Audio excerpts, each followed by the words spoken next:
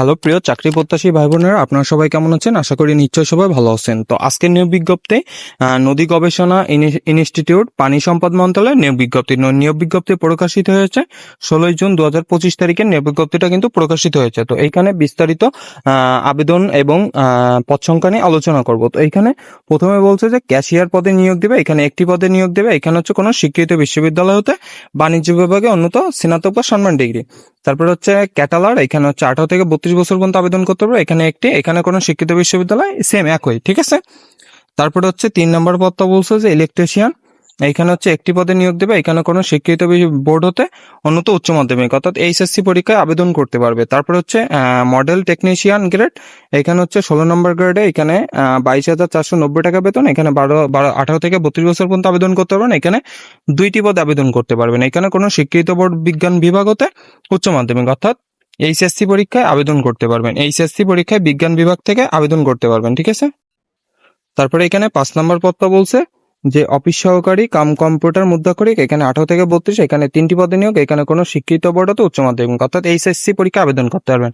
HSC পরীক্ষা আবেদন করতে পারবেন। তারপরে হচ্ছে 6 নম্বর গাড়ি চালক, এখানে হচ্ছে 5টি পদে নিয়োগ। এখানে কোনো স্বীকৃত বোর্ড হতে উন্নত জুনিয়র স্কুল সার্টিফিকেট অর্থাৎ জেএসসি পরীক্ষা আবেদন করতে পারবেন এবং হালকা গাড়ি চালানোর বৈধ লাইসেন্স থাকতে হবে, ঠিক আছে।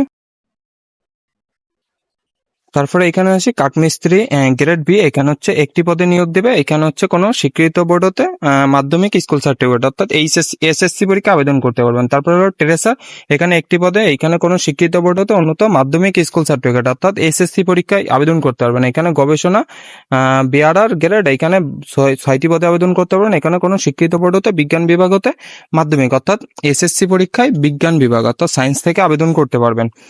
তারপরে হচ্ছে সর্বশেষ এবং 10, 11, 12, এখানে হচ্ছে অফিস সহায়ক, তারপরে হচ্ছে হেল্পার বৈদ্যুতিক, তারপরে হচ্ছে হেল্পার ভান্ডার, একটা হচ্ছে গ্রন্থাগার বেরোর। এখানে হচ্ছে একটি পদে নিয়োগ দেবে, তারপরে একটি।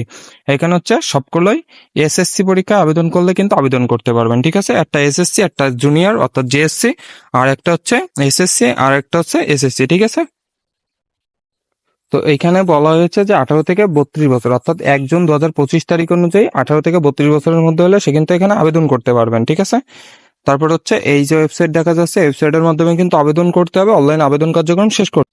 তারপরে এখানে বলছে যে অনলাইনে আবেদনের শুরুর তারিখ বলছে যে 19/6/2025 তারিখ এবং অনলাইনে আবেদনের শেষ তারিখ 8/7/2025 তারিখ বিকাল 5টা পর্যন্ত আবেদন করতে পারবেন।